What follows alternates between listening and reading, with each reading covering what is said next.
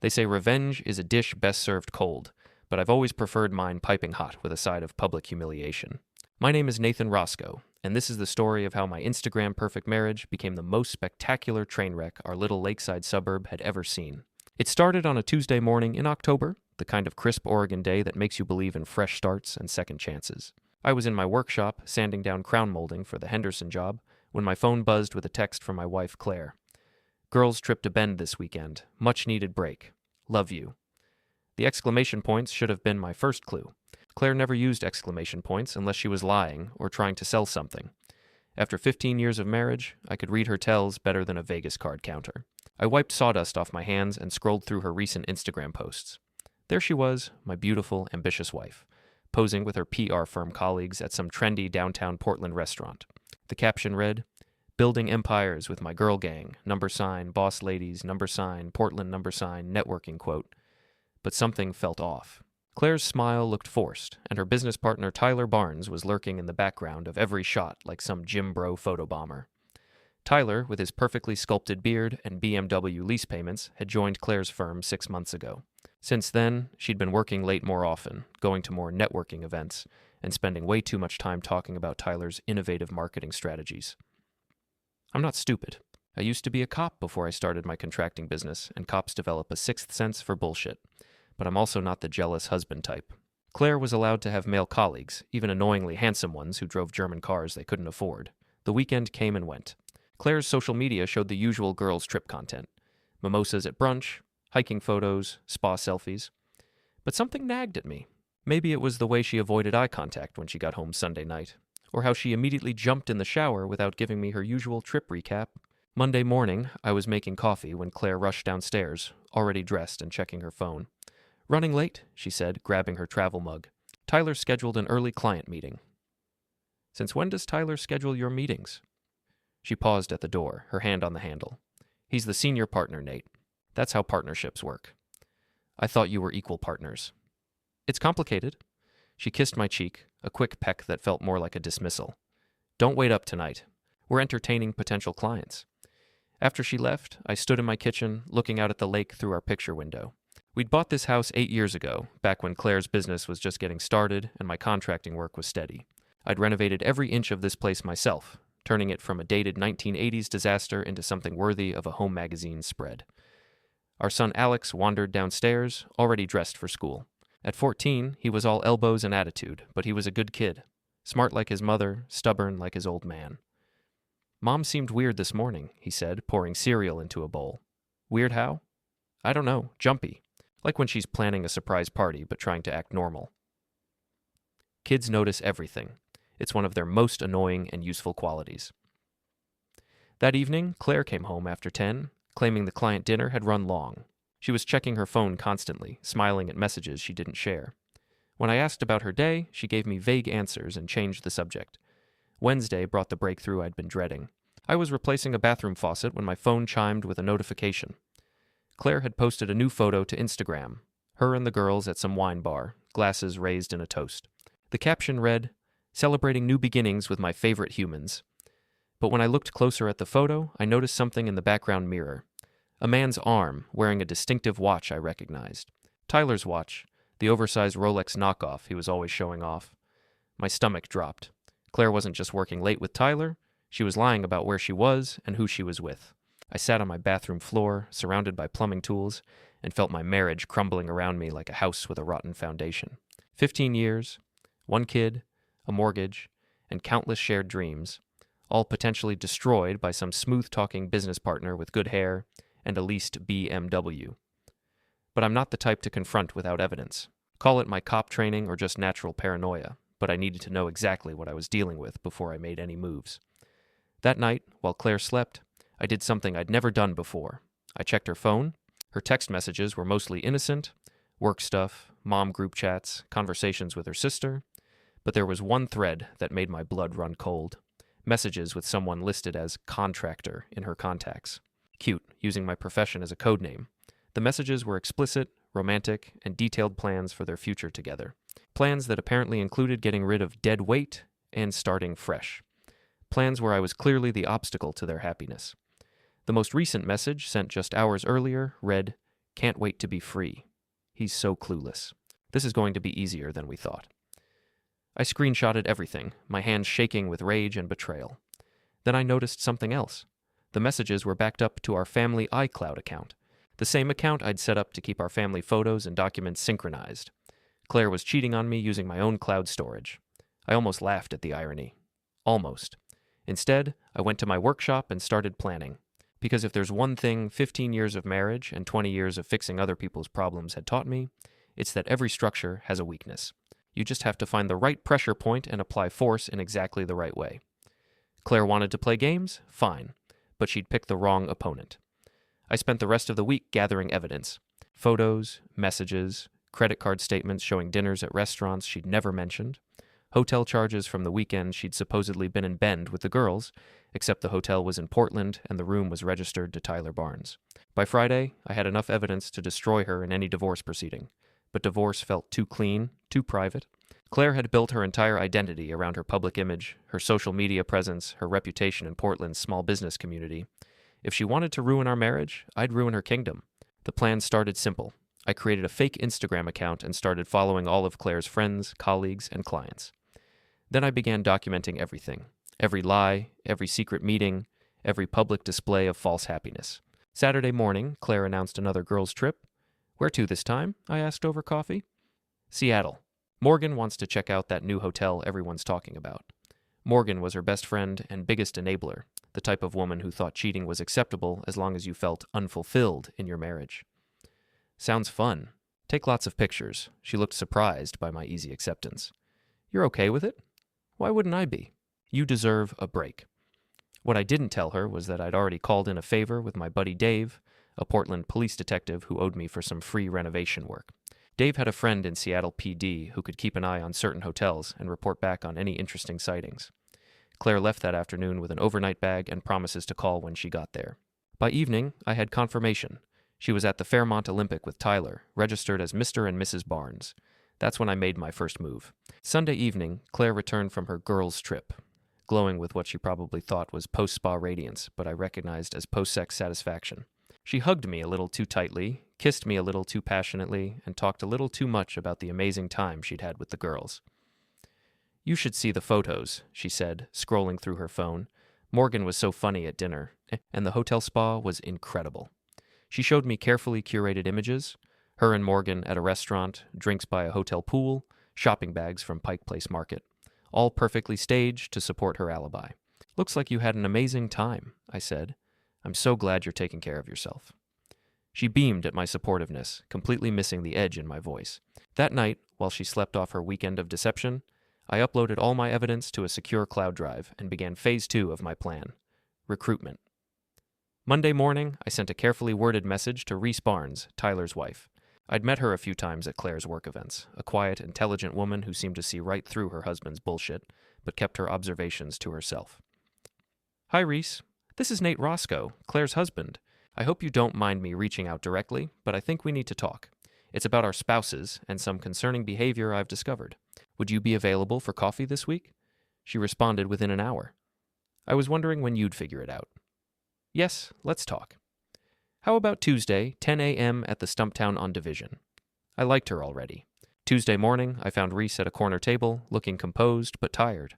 She was prettier than I remembered, with short dark hair and intelligent brown eyes that seemed to catalog everything around her. Thank you for reaching out, she said as I sat down. I wasn't sure how to approach this situation. How long have you known? About 3 months. Tyler's not as clever as he thinks he is. Late nights, mysterious phone calls, credit card charges he couldn't explain. She sipped her coffee. Plus, he started going to the gym obsessively and bought new clothes. Classic midlife crisis behavior. Why didn't you confront him? She smiled, but it wasn't a happy expression. Because I wanted to see how far he'd take it. And because I was gathering evidence for my divorce attorney. You're filing for divorce? I already filed. Tyler doesn't know yet. He'll be served tomorrow. She leaned forward. The question is, what are you planning to do about Claire? I outlined my plan. Systematic destruction of Claire's carefully constructed public image, using her own social media obsession against her. Nothing illegal, nothing that could backfire in divorce court, but devastating to someone who lived for likes and public validation. I like it, Reese said. It's poetic justice. She wants to destroy your marriage publicly through social media, so you destroy her reputation the same way. Are you in? Oh, I'm definitely in. Tyler ruined my marriage, but Claire enabled it. She knew he was married, knew we had kids, and she pursued him anyway. She deserves whatever's coming. We spent the next hour coordinating our attack. Reese had access to Tyler's phone and email through their shared family plan. I had Claire's social media passwords from when I'd helped her set up her business accounts. Together, we could orchestrate a beautiful disaster. Phase 1 launched Wednesday evening. Claire was at another client dinner when I posted a seemingly innocent comment on one of her Instagram photos from the weekend. The photo showed her and Morgan at a Seattle restaurant, but I'd done my research.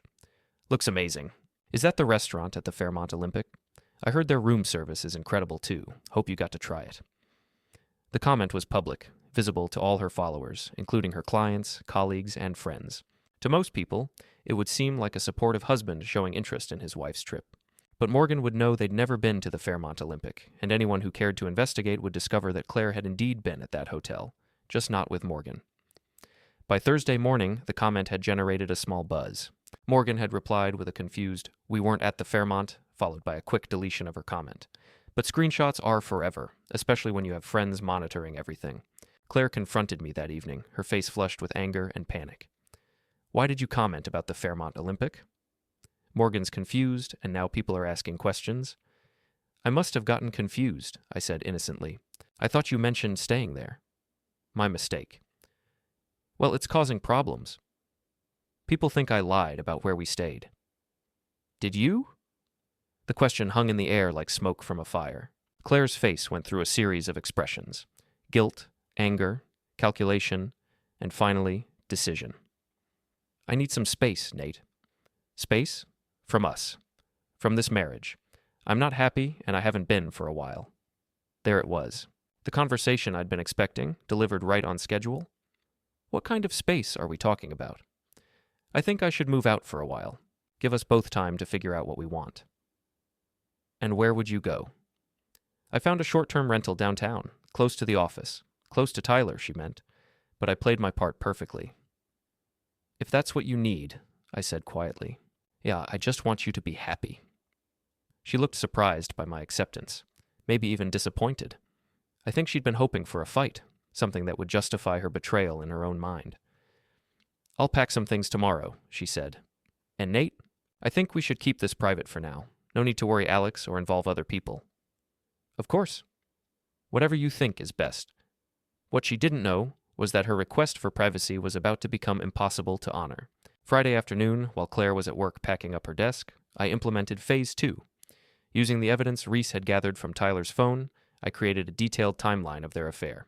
Hotel receipts, restaurant charges, text messages, photos, everything laid out in a neat chronological presentation. Then I did something Claire would never expect from her clueless husband.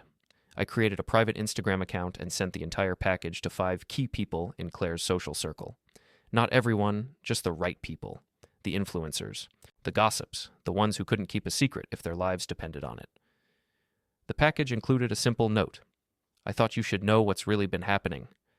Claire and Tyler have been having an affair for months. Here's the proof. Please keep this confidential."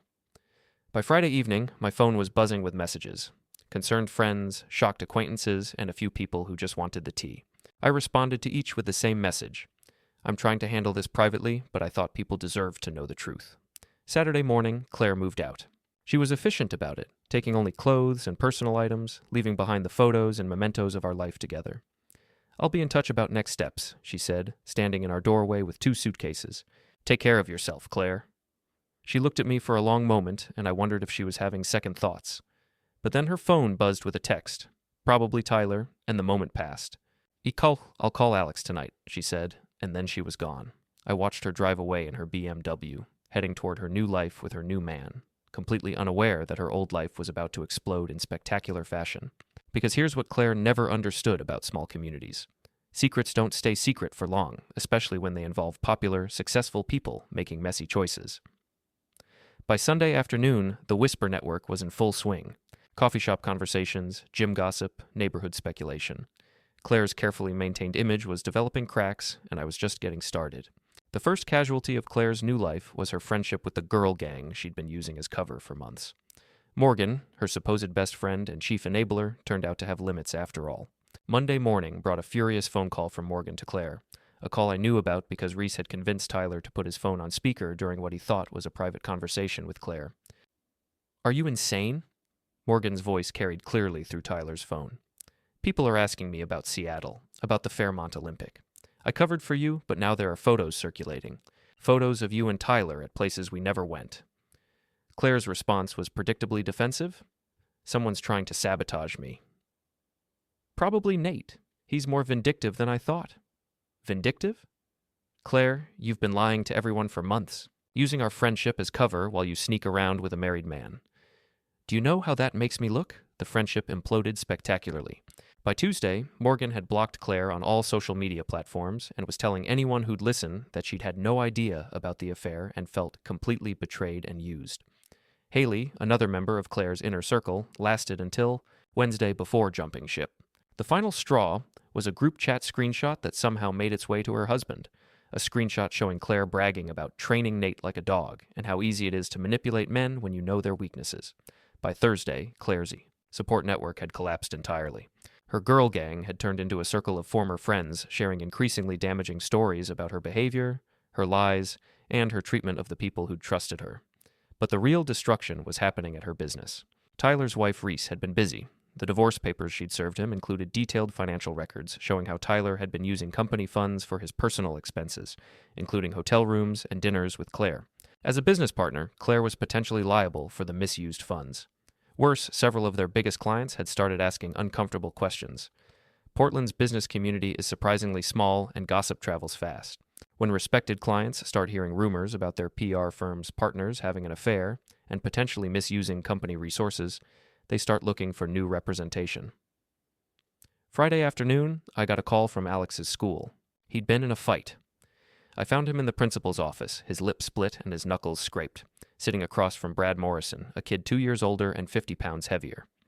"What happened?" I asked. The principal, Mrs. Chen, looked uncomfortable. "There was an altercation during lunch. Some inappropriate comments were made about your family situation, and Alex responded physically. I looked at my son, seeing my own stubborn anger reflected in his young face. What kind of comments?" "Dad, it's fine," Alex said quickly. "I handled it." But Brad Morrison's mother, who'd arrived just before me, was less diplomatic. "My son was just repeating what everyone's talking about your wife and her affair." Alex attacked him for telling the truth. The room went very quiet. "Mrs. Morrison," I said carefully, "I'd suggest teaching your son that repeating gossip about other families isn't appropriate school behavior, especially when that gossip involves adults and situations he doesn't understand." "Everyone knows what's happening," she shot back. "Your wife left you for her business partner. It's all over social media."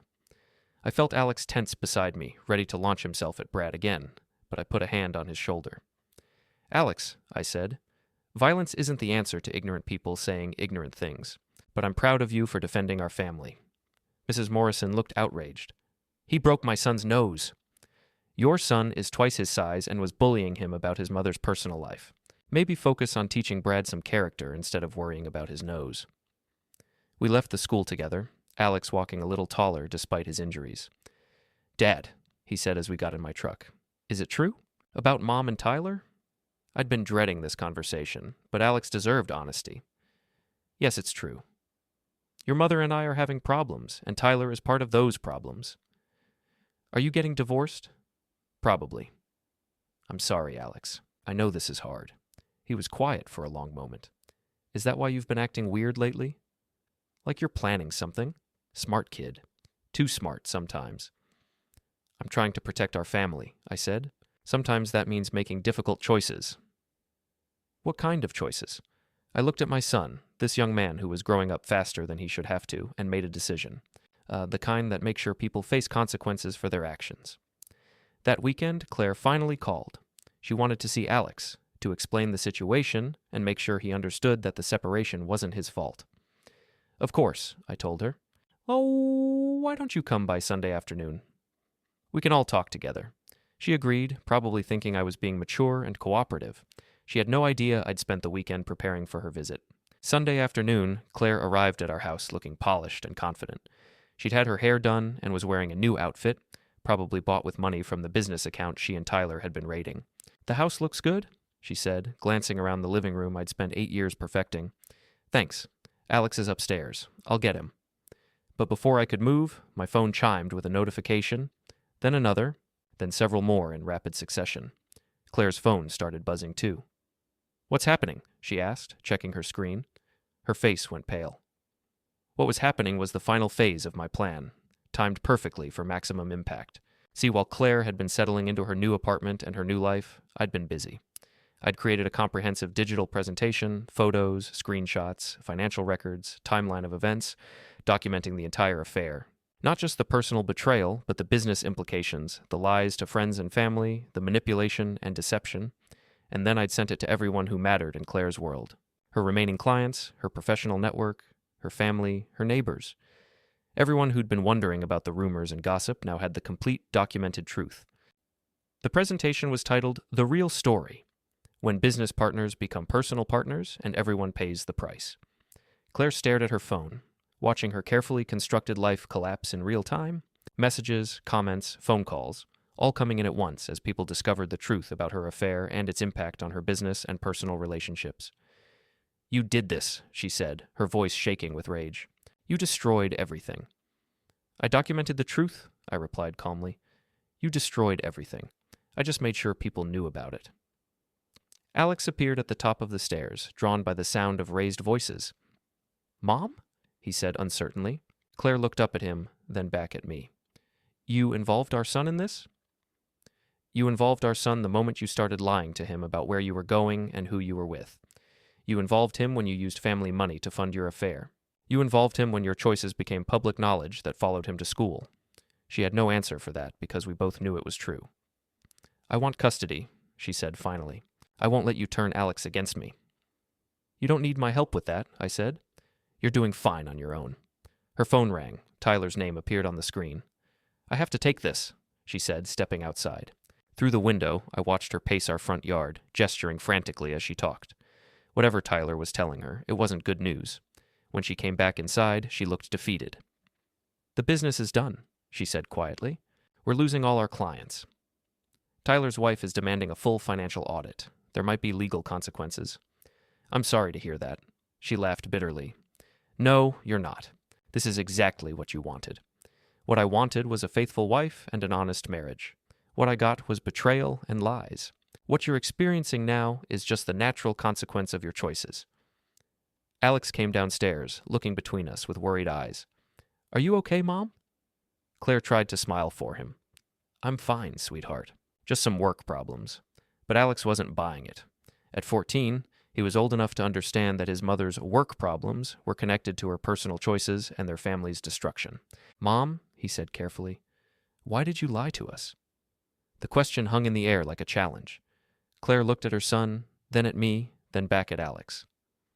"Sometimes adults make mistakes," she said finally. "That's not an answer," Alex replied. "That's an excuse." And with that simple statement, my son showed more wisdom and integrity than his mother had displayed in months of deception. Claire left shortly after, promising to call Alex later. But we all knew things would never be the same between them. As I watched her drive away for the second time, I felt something I hadn't expected, not satisfaction, but sadness. Not for Claire, but for the family we'd once been and could never be again. But some bridges once burned can't be rebuilt, and some betrayals can't be forgiven, only answered. The following week brought a parade of consequences that even I hadn't fully anticipated. Claire's digital destruction had created ripple effects throughout Portland's interconnected business and social communities, and those ripples were turning into tsunamis. Monday morning, I got a call from Dave, my detective friend. "Jesus, Nate," he said. "What did you do?" "Half the department is talking about some epic social media takedown involving your wife and her business partner. I shared some information with interested parties." "Information?" "Dude, you created a 40-slide presentation with financial records, hotel receipts, and text message screenshots. It's like a prosecutor's closing argument, but for adultery." "Is that a problem legally?" "Nah, everything you shared was true and obtained legally, but damn, it's thorough.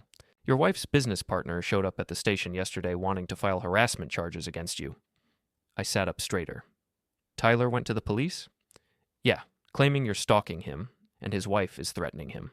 We told him that documenting someone's affair isn't stalking and that his wife filing for divorce isn't a criminal matter. He left pretty pissed off. What about Claire? Haven't seen her. But word is their business is completely done. Lost every client, landlords evicting them for unpaid rent, and there's talk of financial irregularities that might interest the State Business Licensing Board. After hanging up, I felt a mix of satisfaction and concern. I'd wanted to destroy Claire's carefully constructed image, but I hadn't intended to completely ruin her livelihood. Then again, she and Tyler had made their own choices about how to run their business. That afternoon brought an unexpected visitor. Morgan, Claire's former best friend. I found her on my doorstep, looking uncomfortable but determined. "Can we talk?" she asked. I invited her in, curious about what Claire's former ally wanted to discuss. "I owe you an apology," she said, settling into the living room chair Claire used to prefer. I enabled her. I knew what she was doing was wrong, but I convinced myself it wasn't my place to judge. "Why are you telling me this?" "Because I feel guilty, and because I think you should know that Claire isn't done fighting. She's planning something." My attention sharpened. "What kind of something?" "She's been calling everyone, trying to rebuild her reputation, claiming you're abusive, that she left because she was afraid of you. She's saying you've been stalking and harassing her, trying to destroy her out of spite." I wasn't surprised, but I was disappointed. Even facing the consequences of her own actions, Claire was still lying and manipulating. "Is anyone believing her?" Morgan shook her head. "Not really. Too many people have seen the evidence you shared. Plus, Tyler's been running his mouth about how they're going to make you pay for ruining their relationship. It's not a good look for someone claiming to be a victim." "What exactly is Tyler saying?" "That you're obsessed with revenge, that you can't accept that Claire chose someone better, that you are trying to destroy them because you're jealous. He's also been drinking a lot and making threats about what he's going to do to you." This was interesting. Tyler was escalating, which meant he was desperate. Desperate people make mistakes. "Morgan," I said, "why are you really here? You could have called to tell me this." She looked uncomfortable. "Claire asked me to come here. She wanted me to see if you'd be willing to negotiate." "Negotiate what?" "She's willing to give you an uncontested divorce and split custody of Alex if you'll publicly retract everything you shared about her affair. She wants you to post on social media that you made it all up because you were angry about the separation." I stared at her. "She wants me to publicly lie and say I fabricated evidence of her affair?" "She says it would help both of you move on. Clean slate, no more public drama." "And if I refuse?" Morgan shifted uncomfortably. "She says she'll fight for full custody of Alex and claim you're an unfit father. She'll say you're obsessed with revenge and that Alex isn't safe around you." There it was, Claire's nuclear option. She'd use our son as leverage to try to save her reputation. "Tell Claire that I'll consider her offer," I said, "but I need some time to think about it." Morgan looked relieved. "Really? You'll think about it?" "Absolutely. Tell her I'll have an answer by Friday." After Morgan left, I called Reese Barnes. She answered on the first ring. "Please tell me you have good news," she said. "Tyler's been impossible since your presentation went public. He's drinking, raging, and blaming everyone but himself for this mess. Actually, I need a favor. How do you feel about a little more surveillance work?" "What do you have in mind?" I explained Claire's offer and her threats about Alex. Then I outlined what I suspected Tyler and Claire were really planning. "You think they're going to try to frame you for something?" "I think they're desperate enough to try anything, and desperate people with nothing left to lose are dangerous." "What do you need me to do?" "Keep monitoring Tyler's communications. If they're planning something, he'll coordinate it through his phone or email. He's not smart enough to go completely dark." "Done. Anything else?" "Yeah. Friday night, I'm going to give Claire my answer to her offer. I have a feeling she's not going to like it, and Tyler's going to want to do something about it." "You're setting a trap." "I'm giving them enough rope to hang themselves. There's a difference." Wednesday brought another development. Alex came home from school with news that Brad Morrison, the kid he'd fought with, had been spreading new rumors. "He's telling everyone that Mom's going to take me away from you," Alex said. "That she's going to prove you're crazy and get full custody." "How do you feel about that?" Alex looked at me seriously. "I want to stay with you, Dad. Mom made her choice when she decided to lie to us and sneak around with Tyler. I don't want to live with people who lie." "It might not be that simple, Alex. Courts usually try to keep kids connected to both parents. Then I'll tell them what I want." "I'm old enough to have a say, right?" "Yes, you are. But Alex, I need you to understand something. This situation is going to get worse before it gets better. Your mother is feeling desperate, and desperate people sometimes make bad choices." Worse than cheating and lying?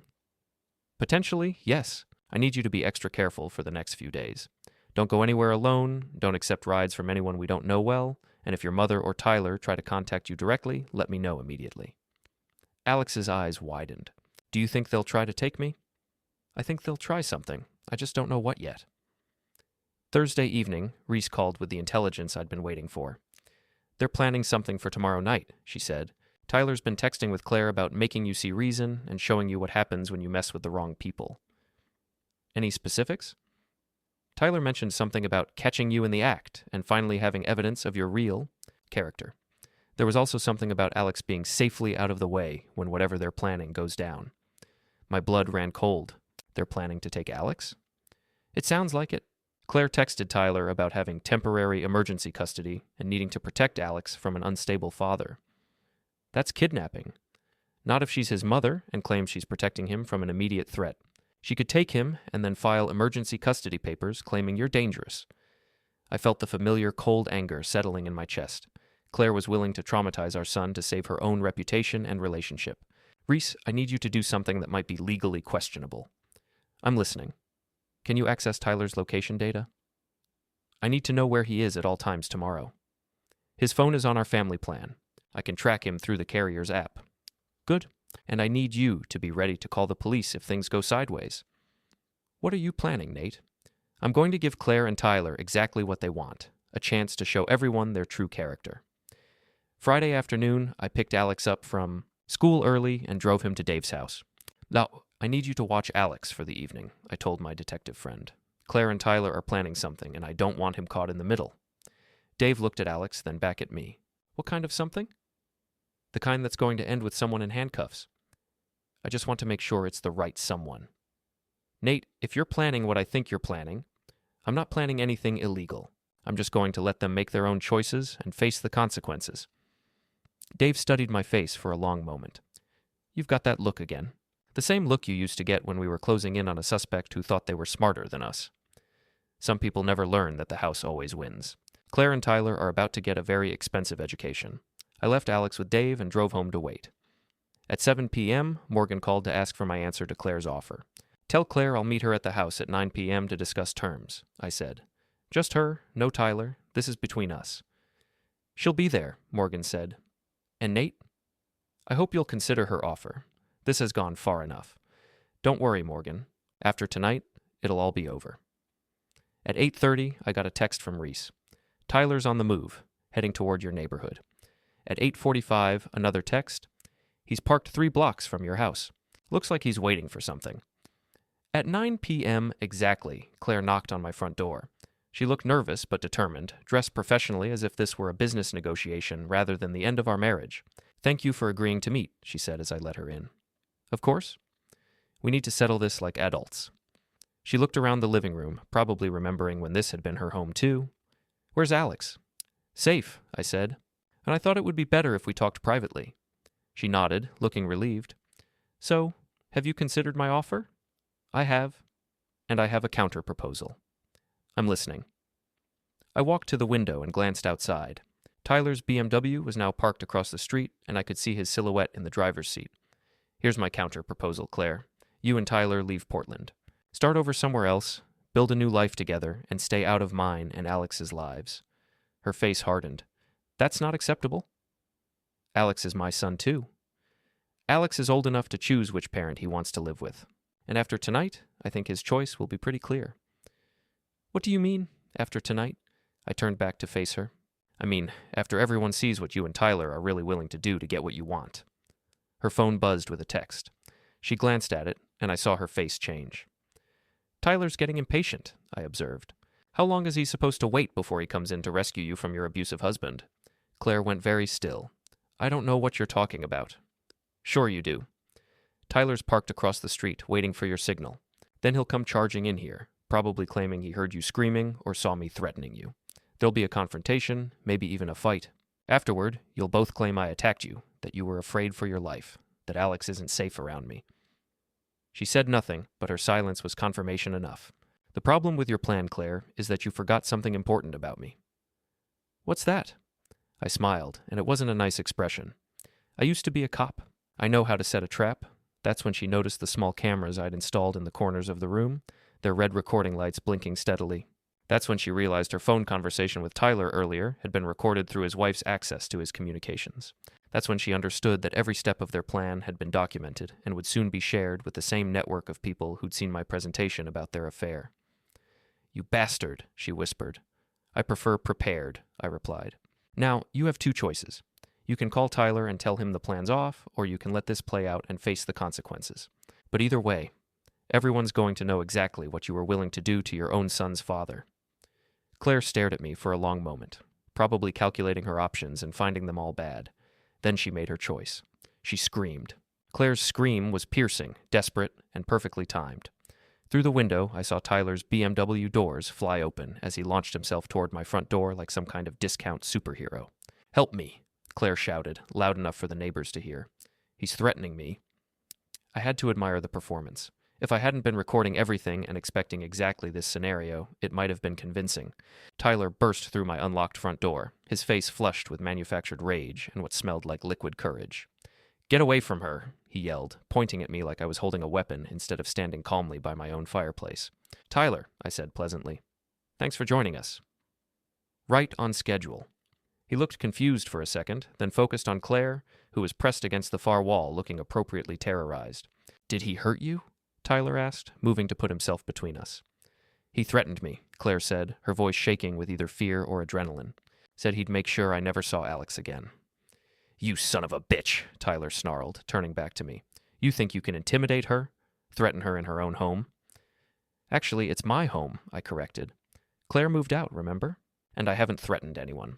But please, continue with your performance. The cameras are getting everything." That stopped him cold. "Cameras?" I gestured to the small devices mounted in each corner of the room. "A full audio and video, streaming live to a secure server. Your entire rescue operation is being recorded in high definition." Claire's face went pale as she realized the implications. Tyler looked around the room like he was seeing it for the first time. "You set us up," he said. "I gave you enough rope to hang yourselves. There's a difference." Tyler's confusion was shifting back to anger. "You think you're so smart, don't you? Recording us, stalking us, ruining our lives because you can't handle the fact that Claire chose someone better? Is that what you think happened here?" I know what happened. Claire was trapped in a dead marriage with a loser who couldn't satisfy her. She found someone who could, and now you're trying to destroy us out of jealousy. I looked at Claire, who was still pressed against the wall but watching our exchange with calculating eyes. "Claire," I said, "is that the story you're going with? That you were trapped in an unhappy marriage?" She lifted her chin defiantly. "Yes, you were controlling, emotionally distant, and I felt like I was dying inside." "Interesting. And when did these feelings start? Before or after you met Tyler?" "Before," she said quickly. "Long before." "So the fact that you were perfectly happy to use my credit cards, live in the house I renovated, and post social media photos of our perfect life right up until you started sleeping with Tyler, that was all just you pretending to be happy?" Tyler stepped forward aggressively. "Stop interrogating her. She doesn't owe you explanations." "You're right, she doesn't.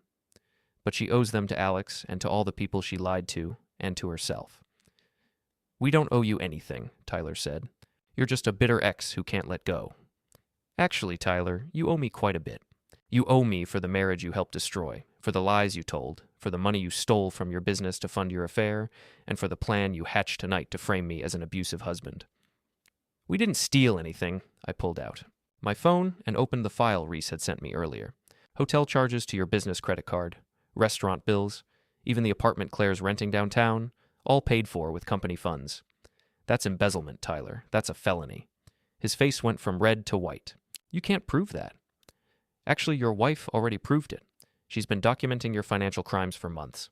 The divorce papers she served you included a complete audit of your business accounts." Claire pushed away from the wall. "This is ridiculous. You're trying to intimidate us with threats and accusations." "I'm stating facts. But here's what I'm really curious about, Claire. What was your endgame tonight? Let's say Tyler's rescue operation had worked. Let's say you convinced people I was abusive and dangerous. What then?" She didn't answer, but Tyler was happy to fill the silence.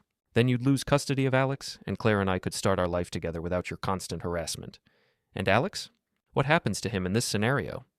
He'd be better off with a mother who actually cares about him instead of a father who uses him as a weapon. That was the wrong thing to say. I felt my carefully maintained calm crack slightly. I use Alex as a weapon?